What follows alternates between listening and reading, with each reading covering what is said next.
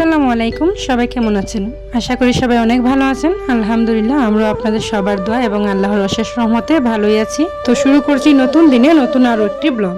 আশা করছি সম্পূর্ণ ভিডিওটি জুড়ে আপনারা আমার পাশেই থাকবেন আর একটি লাইক দিয়ে ভিডিওটি সম্পূর্ণ দেখবেন। যারা নতুন আছেন সাবস্ক্রাইব করে পরিবারের বন্ধু হয়ে থেকে যাবেন। তাহলে চলেন শুরু করা যাক আজকের ব্লগটি।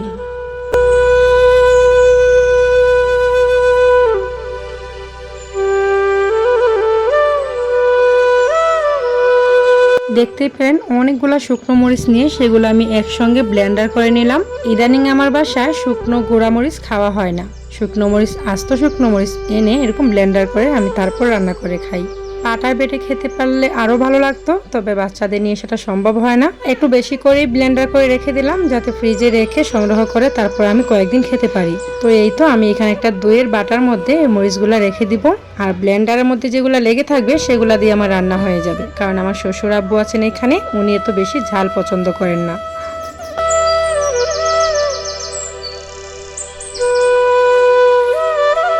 ভিডিওর এই পর্যায়ে এসো যারা এখন পর্যন্ত একটি লাইক করেননি, প্লিজ একটি লাইক দিয়ে তারপর ভিডিওটা দেখেন আর স্কিপ না করে সম্পূর্ণ ভিডিওটি দেখেন। স্কিপ করে যদি দেখার হয় তাহলে আমার ভিডিওটা প্লিজ ক্লিক করবেন না, তাহলে আমার এই ছোট্ট চ্যানেলটা অনেক ক্ষতি হয়ে যায়।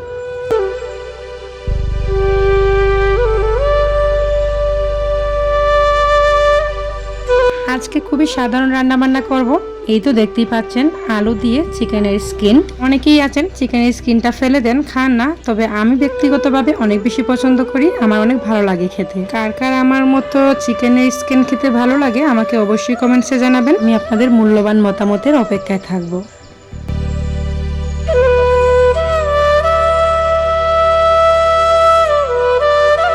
তো এখানে দেখতেই তো পাচ্ছেন কাঁচামরিচ, ধনিয়া পাতা, পেঁয়াজ, রসুন আমি কেটে নিয়েছি, আর তো মরিচ এখানে ব্লেন্ডার করে রেখে দিয়েছিলাম। আর এই যে এখানে জিরা, এগুলো আমি ভালো করে তেলে ব্লেন্ডার করে রেখে দিয়েছি। আর এখানে আরেকটা জিনিস, এটা হচ্ছে আদা আমি শুকিয়ে তারপর ব্লেন্ডার করে রেখে দিয়েছি। তো সবসময় আমি আমার আম্মুকে দেখছি আদা শুকিয়ে রেখে দেয়, পাটায় বেটে রান্না করার সময় রান্না করে, তবে আমি কি করলাম ব্লেন্ডার করে রেখে দিলাম। এখানে একটু বেশি পণ্ডিতি করতে গেছি, শুধুমাত্র আমার মেয়েদেরকে নিয়ে সবসময় সবকিছু করতে পারি না, এই জন্য আপনারাও কিন্তু চাইলে এরকম ব্লেন্ডার করে রাখতে পারেন।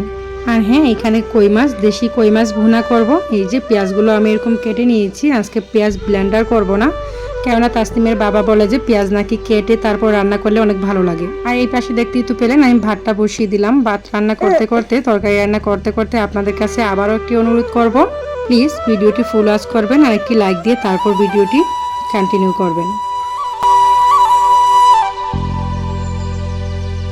তো চলেন রান্না বান্না করতে করতে আপনাদের সাথে একটু গল্প করি। আসলে আমার বোন আসছিল, আমার জন্যই আসছিল, আমার ওষুধ নিয়ে আসছিল। আমার একটা প্রবলেম আছে, সেই প্রবলেমের জন্য আম্মুকে আমি বলছিলাম। তো আম্মু কি করলো, একটা ডাক্তার আছে আম্মুর জানা ভালো একটা ডাক্তার, হোমিওপ্যাথিক ডাক্তার, সেই ডাক্তারের কাছ থেকে আমার জন্য ওষুধ নিয়ে আসছিল। আর সেই ওষুধটা নিয়ে আমার বোন আমার বাসায় আসছিল।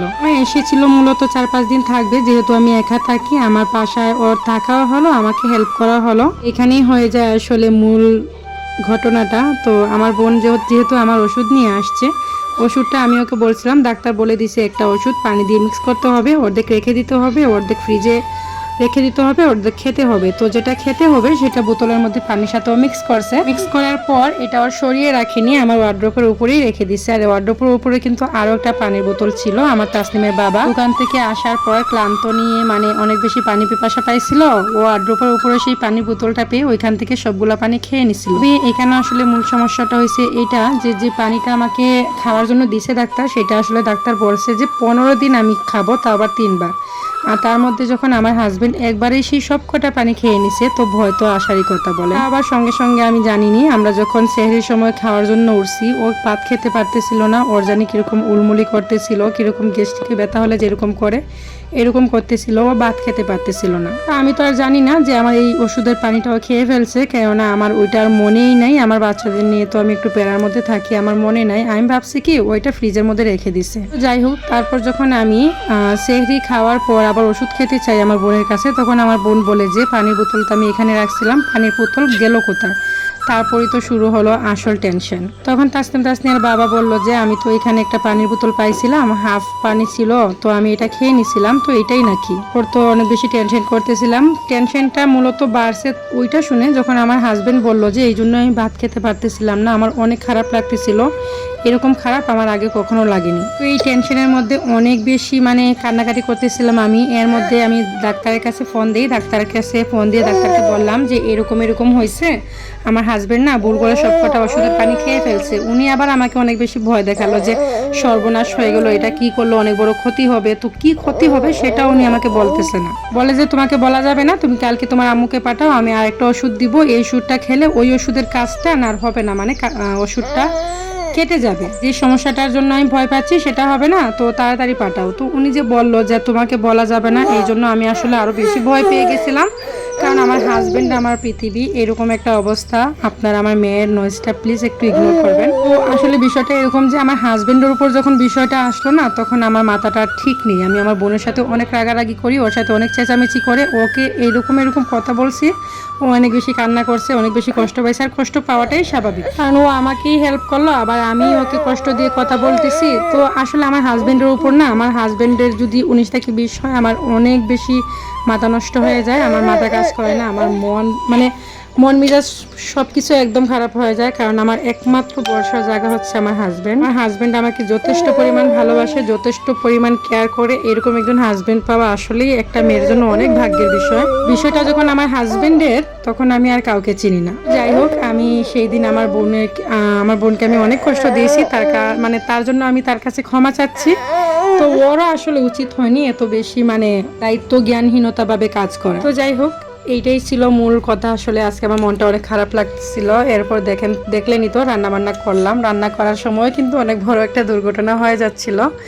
এই গ্যাসের সাইডটির দিন না ওই পাশ দিয়ে একটু আগুন বেশি আসে, যার কারণে ওই দিক দিয়ে যদি একটু আগুন বাড়িয়ে দেই, একটু পানি বা তেল কিছু গিয়ে লাগে, এরকম আগুন চলে আসে। তো যাই হোক, ওই দিক দিয়ে রান্না বসিয়ে আমি আবার ছাদে চলে আসলাম কাপড়গুলো নিয়ে যাওয়ার জন্য। এখানে ছাদে আসার পর কিন্তু অনেক সুন্দর ভিউ দেখা যায়, দেখেন মনটা অনেক ভালো হয়ে যায়। তবে আমি তো আর বাসা থেকে বের হই না, যার কারণে আমার সত্যি অনেক বেশি খারাপ লাগে। আমি একদম বন্দি দশার মধ্যে থাকি।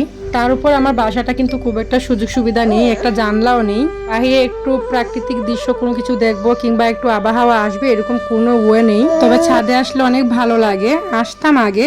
একদিন আমার মেয়েকে নিয়ে ছাদে আসার পর আমার মেয়েটা ওই যে রেলিং আছে এর বাহিরে চলে গিয়েছিল। এরপর থেকে আমি ভয় আর ছাদে আসি না। দেখেন এই যে রাস্তাঘাট, গাছপালা, বাহিরে মাঠ, মানুষ খেলতেছে, ছেলে মেয়েরা, এগুলো দেখলে কিন্তু অনেকটা ভালো লাগে। তারপর আমি আসতে পারি না, শুধুমাত্র ওই দিনের ভয়ের কারণে আমার মেয়েটা রেলিংয়ের বাইরে চলে গিয়েছিল। আল্লাহ বাঁচাইছে, পড়তে পড়তে বাঁচছে।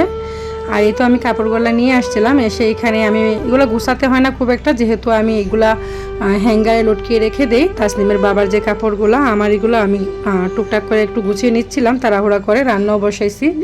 তো সব কিছু মিলিয়ে এই তো আজকে ভিডিওটা এইরকমভাবেই সাজালাম। আসলে আমরা অনেক সময় বাধ্যতামূলক অনেক কিছুই করতে হয় আমাদের, যখন আমরা মনে করেন, এই যে আমার এক্সাম্পলটাই ধরেন না কেন, আমি বাসা যেমন আমার মন মতো পাচ্ছি না, তো আমি বাসাটা চেঞ্জও করতে পারতেছি না। আমার আগের বাসাটা আমার মন মতোই ছিল, হয়তো বা আমাদের যে বাসার যে ওনার, উনি বলছিলেন যে বাসাটা সুন্দর করে রং করে দিবেন। তারপর আমরা ওইখান থেকে চলে আসছি, শুধুমাত্র রাস্তার একটা প্রবলেম ছিল, যার কারণে আমাদের ওই বাসাটা ছাড়তে হয়েছিল। এছাড়া ওই বাসাটার মধ্যে একদম গ্রামীণ একটা ফিল আসতো, অনেক ভালো লাগতো। মাত্র 2টা ফ্ল্যাটই ছিল, তো ওই বাসাটা আসলে সব দিক দিয়ে একদম পারফেক্ট ছিল আমার মেয়েদের জন্য, আমার জন্য। তবে রাস্তাটার জন্য আসলে আমরা একটু ভয় পাচ্ছিলাম, অনেক বেশি চিপা। আর আমার হাজবেন্ড যেহেতু অনেক রাত্রে আসে বাসার মধ্যে, তাই একটু ভয় কাজ করতেছিল, আর বাসাটা ছাড়তে হলো। আর এখনো মন মতো বাসায় পাচ্ছি না, অনেক বেশি টাফ হচ্ছে এই বাসাটার মধ্যে থাকতে। তো যাই হোক, কথা বলতে বলতে কিন্তু ভিডিও একদম শেষ পর্যায়ে চলে আসছে। সবাই ভালো থাকবেন, সুস্থ থাকবেন। আসসালামু আলাইকুম।